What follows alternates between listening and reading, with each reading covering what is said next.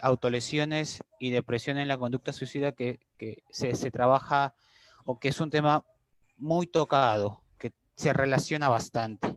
Y es, como ya les había mencionado, el tema de la filosofía. Y quiero mencionar quiero empezar en realidad con esta frase de Gran Bradbury, que dice así, ¿no? Todas las mañanas salto de la cama y piso una mina. Esa mina soy yo, dice Bradbury. Y quiero mencionarles pues que el gran naturalista francés Buffon decía que el hombre en realidad no muere, se mata. Y es más, Karl Menninger allá por los años 50 escribió un libro que se titula El hombre contra sí mismo, donde, bueno, se evidencia en que la mitad de la destrucción que hay en el mundo es autodestrucción. Y donde, bueno, podemos ver que el hombre no solo es el aniquilador de los demás, sino de su propio aniquilador. Y esto es muy curioso, les comento, y he querido iniciar con esto porque cuando comenzamos a ver un poco la etología, identificamos que la evolución del ser humano eh,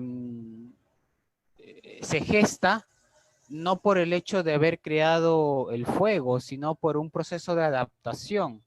Y vamos a ver en las diapositivas siguientes cómo el hecho de adaptación de un adolescente va a ser en cierta medida de que tenga que tener la intención de autolesionarse. Eso es muy curioso, el proceso de adaptación y el uso del lenguaje articulado como dos fundamentos para el avance de la persona, del ser humano. Sin embargo, esto también se evidencia para un retroceso a su vez. He querido iniciar de esta forma un poco reflexiva para poder ya entrar a lo que se nos compete en esta tarde. Y es un poco de estadística, en realidad, estadística que imagino ya lo habrán estado viendo en las horas, anteriores. Y es justamente lo siguiente. Más de 800,000 personas se suicidan cada año. Y eso es información relevante e importante. Lo que pues estimula que cada 40 segundos hay una persona que está muriendo por suicidio. Esto también nos da cierta razón donde nos dice que el suicidio es la segunda causa de muerte en personas de 15 a 29 años. Y ojo, yo me atrevería a mencionar no solamente de 15 a 29 años, sino también en la senectud. ¿Esto por qué? El proceso de los cambios hormonales en la adolescencia, acordémonos que también Terencio en su momento hablaba de que el proceso de adolescencia es en cierta medida una aceptación, una adaptación, hace que estos cambios proporcionen la inestabilidad y el proceso de adaptación en el adolescente ayuda a que la conducta suicida se relacione. Bracy levantó la mano. Hola, hola Bracy. No sé si puedes escribir o puedes hablar también. ¿Vale? Bueno, voy a continuar. De todas maneras, va a haber una ronda de preguntas al inicio, pero al finalizar de este conversatorio. Y en el adulto mayor se evidencia mucho por lo mismo como veíamos pues este proceso de estos versus de senectud o de productividad versus senectud, ¿no? Lo que se evidencia en esta época, es una época muy que el ser humano ha producido y luego viene la época del estancamiento. Estos dos grupos etarios son significativos al momento cuando hablamos de una conducta suicida. La mortalidad por suicidio es superior a la totalidad causada por las guerras y por los homicidios. Esto es impresionante, porque representa el 50% de causas externas. Y Otro dato significativo, según nos muestran las estadísticas, es que el 75% de los suicidios se producen en países con ingresos bajos y medianos. Aquí podemos encontrar donde muchas veces la accesibilidad a algunos recursos básicos es también un factor elemental para la conducta suicida. Sin embargo, estas estadísticas que tienden a ser globales, nos gustaría también aterrizarlas en nuestra población. ¿Y qué es lo que dice el Instituto Nacional de Salud Mental? Que cada 22 minutos una persona, al menos en Lima, intenta quitarse la vida.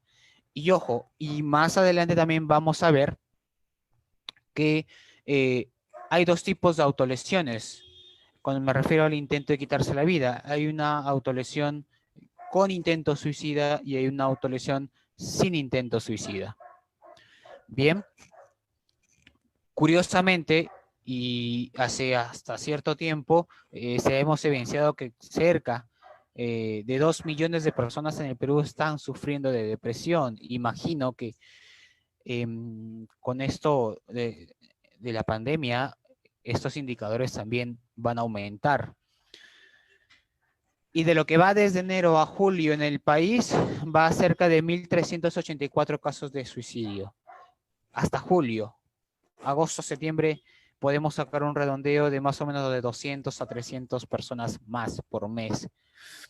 Entonces, podemos también tratar y de decir, según las estadísticas, que por cada suicidio consumado existe de 10 a 20 intentos de autolesiones.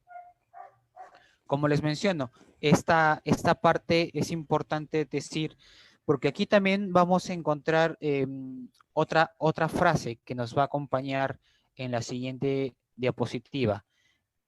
Y es la siguiente. Este cuadro lo que he tratado de representar es en ese sentido, la PB es la población vulnerable, la IS es el intento suicida, la TS es la tentativa suicida y la S es el suicidio consumado. Pero claro, efectivamente no se llega ahí de un momento a otro.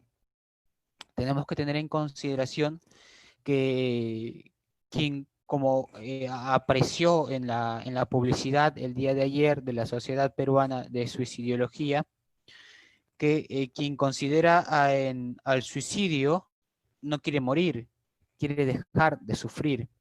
Y en realidad el sufrimiento nos ha acompañado siempre desde épocas muy anteriores a las nuestras. Este cuadro nos representa que hay mucha población vulnerable, pero que son pocos los que intentan lo que consiguen suicidarse. Ojo, esta población vulnerable somos todos, pero tenemos recursos, unos más que otros, llamados factores protectores, que de alguna u otra forma nos permite o nos ayuda a poder tomarle frente a la problemática. Para ello, he querido representar en la siguiente diapositiva un modelo explicativo de los desórdenes emocionales según el modelo explicativo de Anikama. Entonces, ¿qué es lo que nos dice el modelo explicativo de Anikama? En realidad, este modelo explicativo de Anikama fue en el año, si más no me recuerdo, en el año 1993 y que se actualizó en el año 2020. Este modelo explicativo de los desórdenes emocionales nos dice que la persona pasa por 5 esferas y que tiene que alterarse esas 5 esferas. Uno es lo autonómico, donde aparecen las palpitaciones, la taquicardia, el dolor de cabeza, los síntomas somáticos. El otro es la esfera emocional, donde puede aparecer la irritabilidad, los sentimientos de ansiedad, sentimientos de tristeza, de llanto, las conductas motoras en realidad, como la conducta de evitación, de reducción de la actividad regular, algún retardo psicomotor, la esfera social en la cual hay una mínima interacción o pobre interacción, hay un aislamiento, unas conductas antisociales, las conductas cognitivas, porque el pensamiento también es una forma de conducta desde el conductismo, cuyos pensamientos son pues son pensamientos persistentes, expectativas negativas, o en realidad lo que decía, pues aquí me atrevería también a mencionar lo que decía Aaron Beck, eh, sobre esta idea de sí mismo, del futuro y del entorno negativa. Entonces, este modelo explicativo, Anikama, decano de la Universidad Autónoma, reconocido, el doctor Anikama nos explica cómo bajo este modelo se da las conductas en lo que se refiere a los desórdenes emocionales. Para poder hablar de la naturaleza de lo que nos lleva a esta charla, a este conversatorio, vamos a entablar o vamos a tratar de definir, de acuerdo a la OMS, lo que refiere la depresión. Y aquí, curiosamente, en la parte, en el trabajo clínico o en la parte, claro, de la consulta clínica privada, se ha podido evidenciar lo siguiente. Muchas personas, y de repente ustedes también lo han pasado, han venido desde la perspectiva diciendo, tengo depresión, y cuando ni siquiera han pasado o han pasado por otro profesional y ha sido diagnosticada. Y esto es común escuchar en muchas personas, el hecho de decir tengo depresión al hecho de decir tristeza. Aquí la preocupación inmensa por un proceso de psicoeducación que es lo que nos invita a realizar en realidad. Eh, esta es la diapositiva, bien. La depresión, y esta me refería a esto entre la tristeza y la depresión, porque existen dos tipos de tristeza.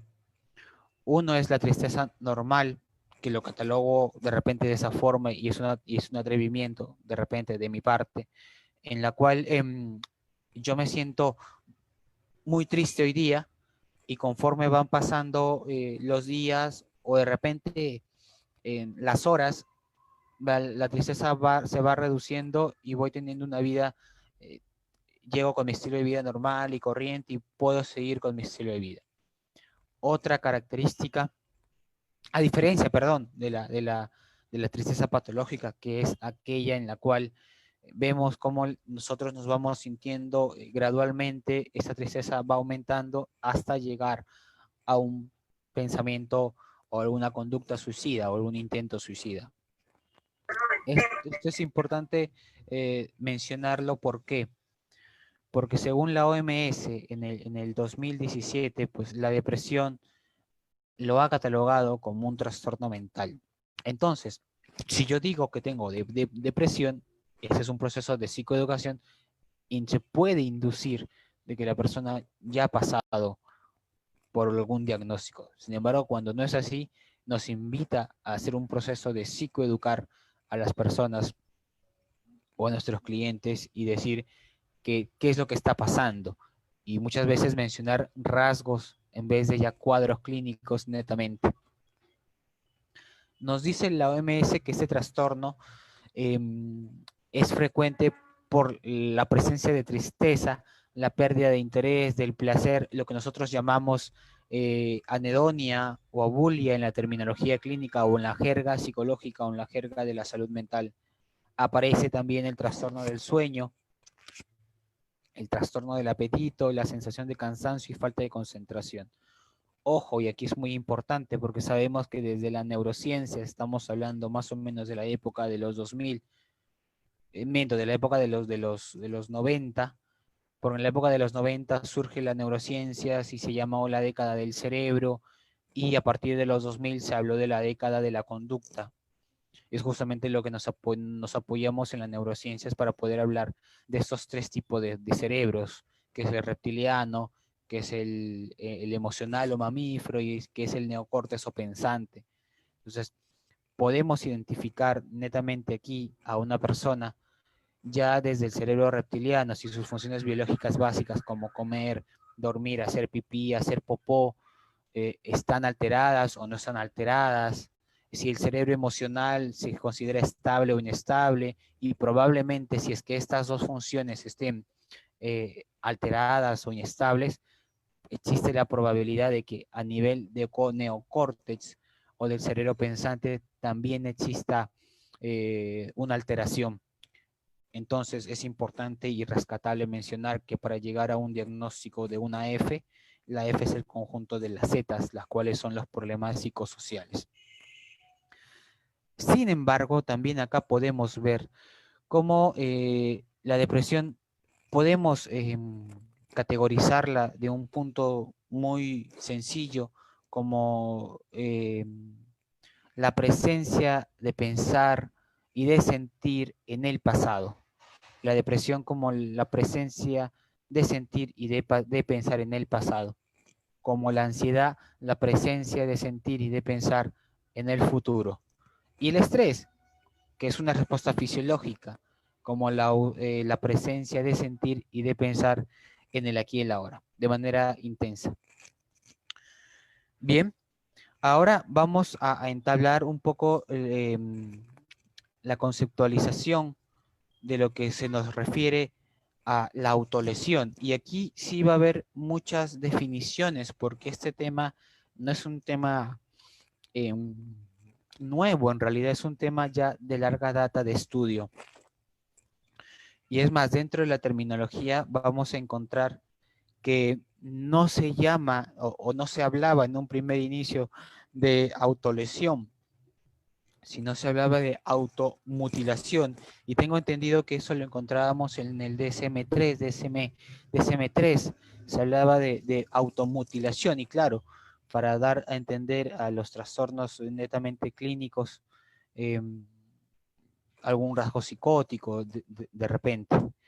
Podemos encontrar cómo Conterio en el año y Leider en el año 98 refiere pues lo siguiente, que la mutilación deliberada del cuerpo o no con la intención de cometer el suicidio, sino como la forma de manejar emociones demasiado dolorosas. Y esto es lo que al inicio yo les mencionaba, que hay dos tipos de autolesiones. Uno que está relacionado con el intento suicida y otro que está relacionado sin el intento suicida. Entonces, desde esta premisa podemos encontrar que el estudio es netamente sin el intento suicida, ¿vale? Las autolesiones y lo que hemos podido encontrar acá es sin el intento suicida. Bien, y muchas investigaciones, como en el trastorno límite de la personalidad, también se evidencia este tipo de autolesiones, pero sin intento suicida. Y aquí vamos a ver algunas diferencias. En el año 89, Fabasa, médico psiquiatra, mencionaba que la automutilación es un acto violento asociado con el sufrimiento inmediato o demorado. Otro médico psiquiatra, Emil Coccaro, en el año 97, también menciona que la autolesión es el uso consciente de realizar algún deterioro a nivel psicológico o físico sobre nosotros mismos. Y esto es curioso, porque cuando yo realicé la investigación el año pasado, en el 2019, también se logró acuñar algunas estrategias más, algunas formas más, y aquí comenzaba el debate, porque yo decía que el hecho de la tricolinomanía, la onicofagia, también era un rasgo o una característica de la autolesión. La tricolinomanía, el hecho de morderse las uñas, la onicofagia, la onicofagia, el hecho de morderse las uñas, la tricolinomanía, el hecho de sacarse los cabellos o la barbilla, y esta conducta que representaba una función era la función de, ante un evento estresante, yo no sé cómo manejar la conducta y lo que hago es, en vez de causar daños a otros, me hago daño a mí. Entonces aquí se acuñó con Coccaro que no solamente es el uso consciente de realizar algún deterioro psicológico o físico sobre nosotros mismos, sino el hecho, por ejemplo, de pensar de que ante un evento estresante, ante una situación crítica, de repente yo sufro de gastritis y me prohibieron comer ají. Y ante una situación crítica, yo consumo el ají. ¿Me dejo entender? Entonces, esa característica inminente del yo consumir ají ante una situación, ante un evento crítico, pero porque no puedo manejar la emoción o la situación, me hace a mí utilizar este recurso como técnica de afrontamiento, de en cierta medida errónea. Gardner, ahora último, ya en el 2001, menciona que el autodaño es un término utilizado para describir un ataque físico o propio del cuerpo. Y hasta ahí de repente todos podemos estar de acuerdo con la terminología que estamos utilizando, la autolesión como una lesión propia. Y esta lesión propia no determina ya de por sí un daño físico, como lo vamos a mencionar en las siguientes diapositivas, ya que existe 3 tipos de autolesiones de acuerdo a tipos de desarrollo de la autolesión. En una podemos encontrar, por ejemplo, la autolesión psicótica, que está más relacionado con un cuadro clínico, en la cual se puede ver donde la persona, el individuo, pierde el juicio de la realidad por una baja tolerancia a la frustración. Esto en realidad está sujeto a un estado psicótico. A un estado psicótico. Y bueno, y ocasiona que la persona realice mutilaciones externas, como muchas veces se ha podido ver en los hospitales psiquiátricos o en la calle, en realidad, que alguna persona sin su medicación ha podido ir y cortarse alguna parte del cuerpo, sacarse el ojo. Es más, mucha bibliografía hay sobre eso. La autolesión orgánica está relacionado con aquellas personas que sufren, que padecen por esto que se llama el trastorno del espectro autista, ¿no? En esas personas que, digamos, tienen ciertas características sociales limitadas, y el hecho de poder, esta incapacidad de sentir o de expresar, hace que ellos mismos se autolesionen. Pero claro, eso no es una respuesta ante un estímulo, ¿no? Simplemente es algo, un tema, voy a mencionar así, un tema genético, que invita, que motiva a la persona a querer hacer ese tipo de conductas. Y la autolesión típica, que es aquella justamente donde podemos evidenciar un estado emocional alterado, un estado emocional inestable, donde se evidencia pues la presencia de soledad, de angustia, donde la autolesión forma parte de la conducta, del estilo de afrontamiento. Ojo, aquí estamos viendo 3 formas distintas en que una persona se puede autolesionar, dependiendo de la función que cumple la conducta autolesiva. Y eso es importante. ¿Qué función está cumpliendo la conducta? Para saber con quién y qué tipo de abordaje se puede utilizar. Si es un tipo de autolesión psicótica, vale, está relacionado con un trastorno clínico netamente como un estado psicótico. Si es un tipo de autolesión orgánica, está relacionado con un TEA. Si es un tipo de autolesión típica, está relacionado con una baja, con esta incapacidad de poder abordar tales situaciones que generan estrés o distrés, sería distrés o cuadro estrés agudo también. Es distrés porque acordémonos que el distrés es un tipo de estrés negativo y el eustrés es un tipo de estrés positivo. En la siguiente diapositiva vamos a ver un modelo explicativo. En realidad son 2 modelos explicativos, donde el resumen de este modelo explicativo nos va a determinar que la conducta autolesiva es un componente de comunicación psicológica. Es decir, la persona que se autolesiona está queriendo o intentando decir algo.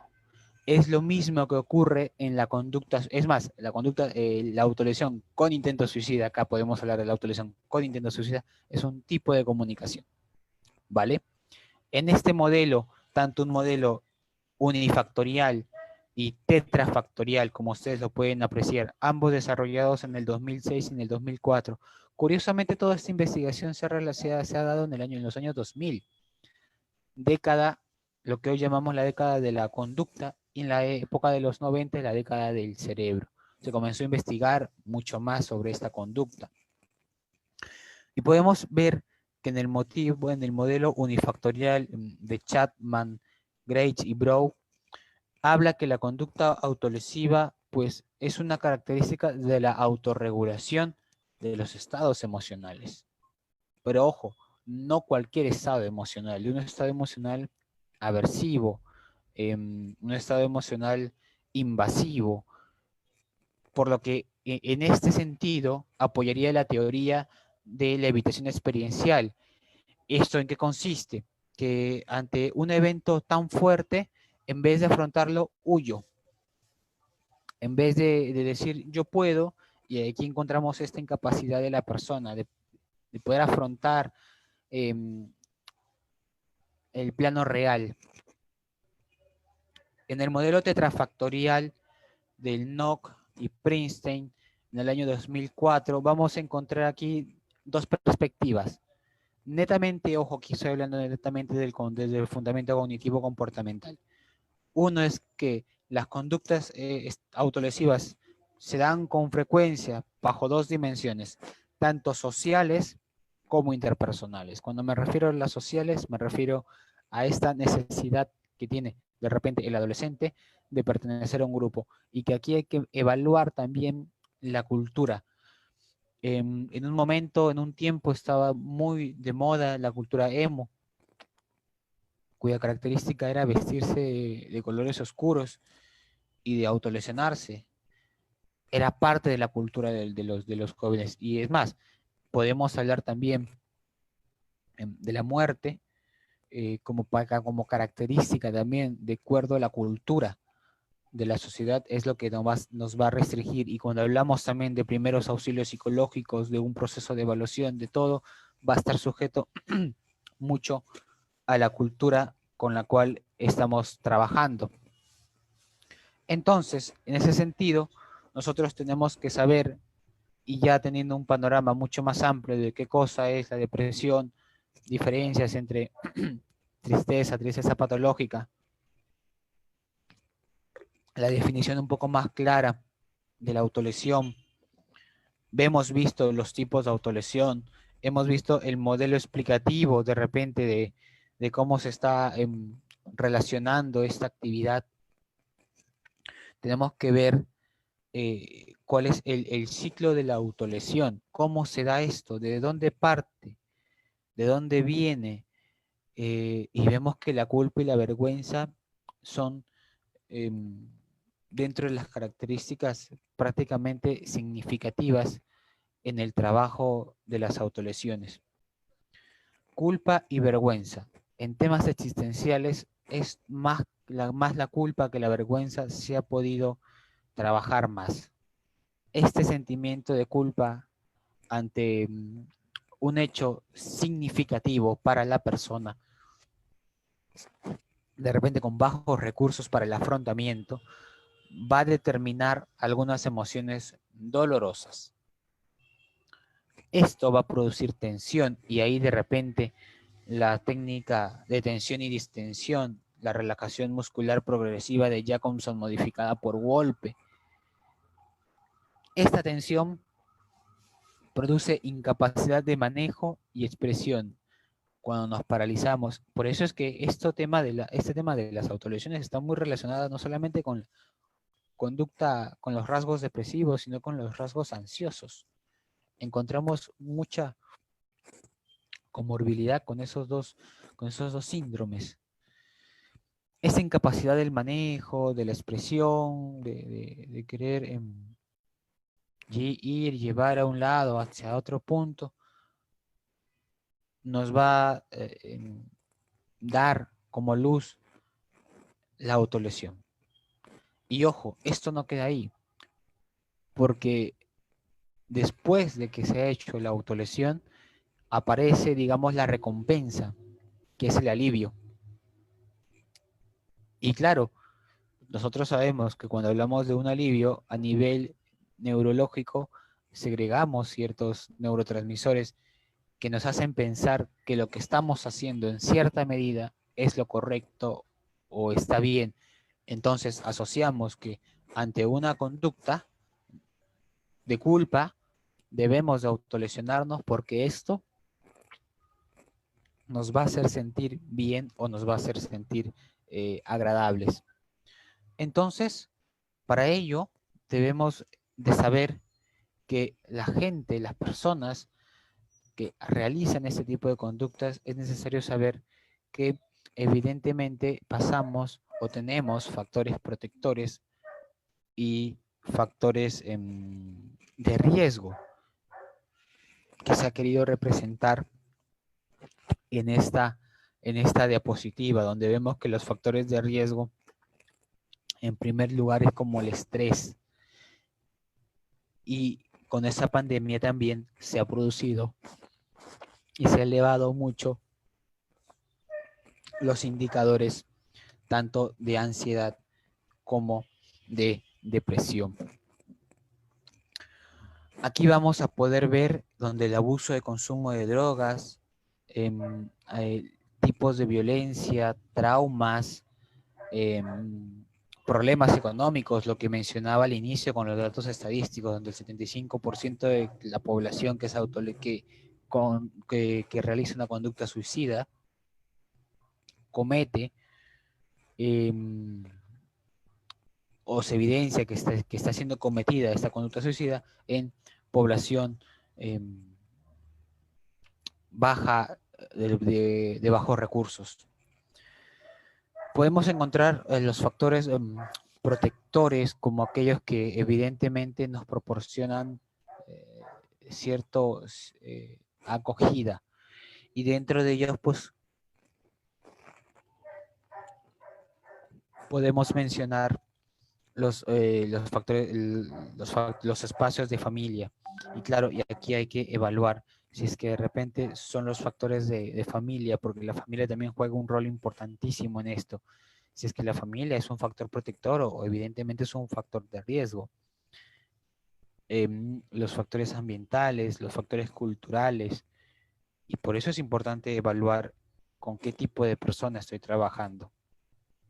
Y eso obviamente se realiza en una buena historia clínica, cuyo componente debe ser pues un buen profesional, exámenes complementarios para poder llegar a una buena apreciación clínica.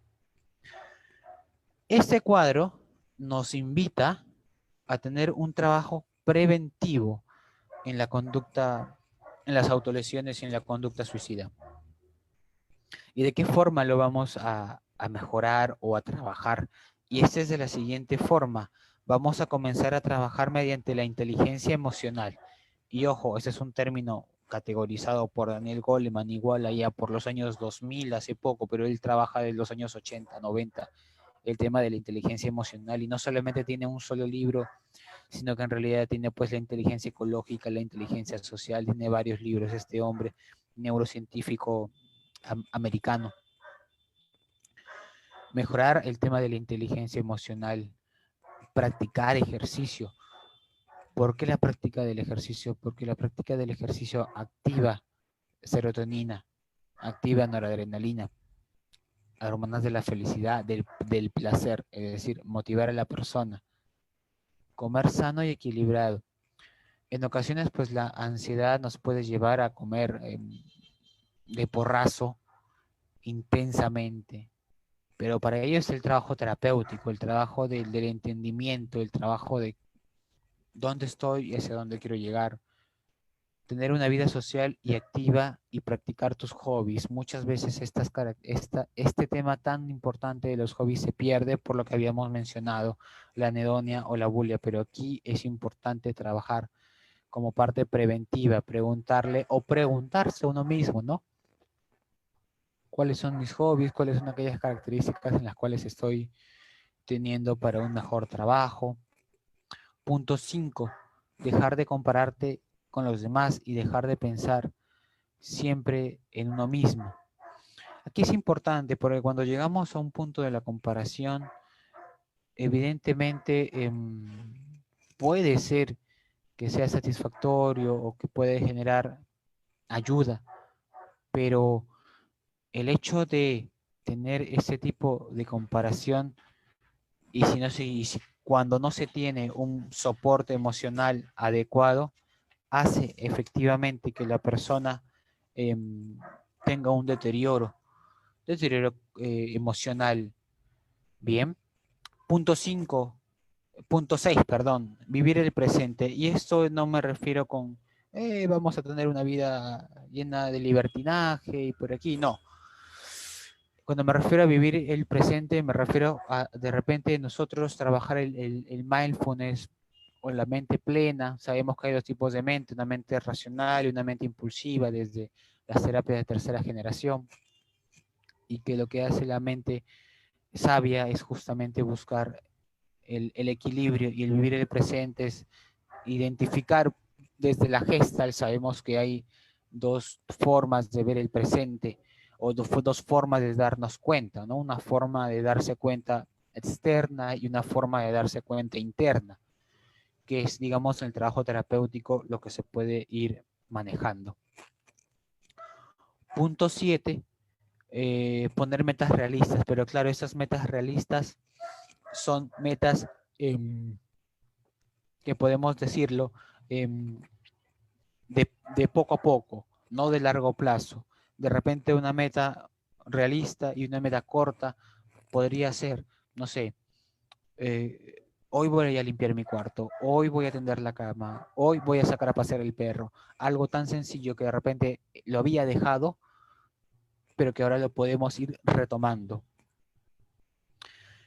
Aceptarte y perdonarte lo hemos colocado acá porque las heridas o algunas heridas emocionales que tienen esas personas que se autolesionan no se, no se sanan, eh, vamos a llamarlo así, de la noche a la mañana, no se sanan como por ahí lo leí, yendo, como por ahí lo escuché, yendo a fiestas o saliendo con amigos. Eso es un tema de distracción.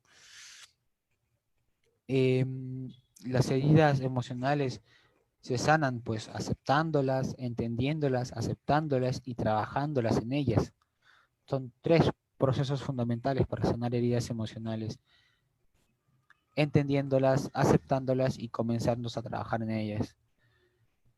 Aprender a vivir con la incertidumbre, y es que en realidad la ansiedad es lo que genera eso, la ansiedad o el rasgo ansioso, el hecho de pensar en el futuro, en la incertidumbre. Los fenomenólogos hablan mucho de la incertidumbre como aquella característica eminente donde la persona, el ser humano, se angustia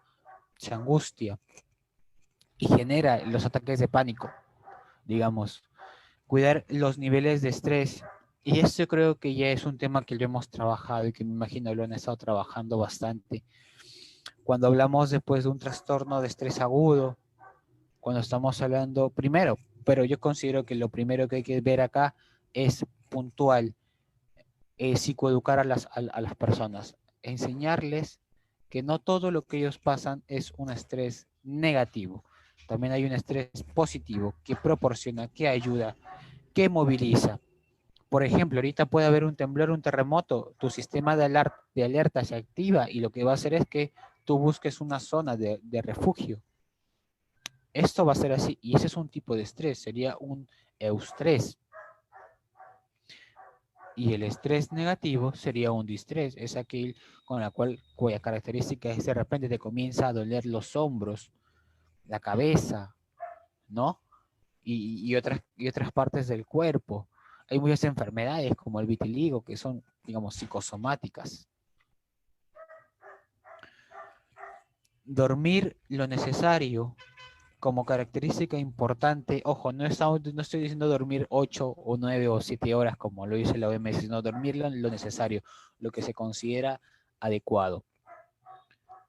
porque el sueño permite que sea reparador. Acordémonos que en el diagnóstico, como lo mencioné hace un momento atrás, el hecho de hablar de un proceso de cerebro primitivo, cerebro emocional y cerebro neocórtex, si el cerebro primitivo está alterado, existe la probabilidad de que también, perdón, el cerebro emocional también se encuentre alterado. Y si ambos están alterados, mucha más probabilidad de que a nivel de pensamiento también lo estemos. Y ojo, con eso no quiero decir que si estemos orientados en tiempo, espacio y persona, sino el hecho de las ideas irracionales, los esquemas irracionales se van a ir presentando con mucha más continuidad. A mí me gustaría de repente finalizar con esta frase de,